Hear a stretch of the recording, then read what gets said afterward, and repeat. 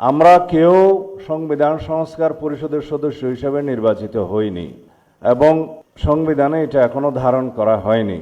গণভোটের রায় অনুযায়ী সংবিধান সংস্কার পরিষদ গঠিত হলে সেটা সংবিধানে আগে ধারণ করতে হবে এবং সংবিধান সংস্কার পরিষদের সদস্যকে কে শপথ নেয়াবেন সেটা বিধান করতে হবে এবং কোন এরকম ফর্ম এটা সংবিধানে নেই।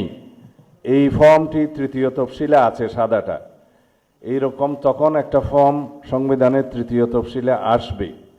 সেগুলো সাংবিধানিকভাবে জাতীয় সংসদে গৃহীত হওয়ার পরে তখন জাতীয় সংবিধান সংস্কার পরিষদের সদস্যদের শপথ নেয়ার বিধান করা যাবে। বিধায় আমরা এখন সাংবিধানিকভাবে এই পর্যন্ত আমরা এসেছি, আমরা সংবিধান মেনে এই পর্যন্ত চলছি এবং আশা করি সামনের দিনেও চলব। আমি মাননীয় চেয়ারম্যানের নির্দেশে ওনার উপস্থিতিতে আপনাদেরকে এই আমাদের দলীয় সিদ্ধান্তটা জানালাম। ধন্যবাদ সবাইকে।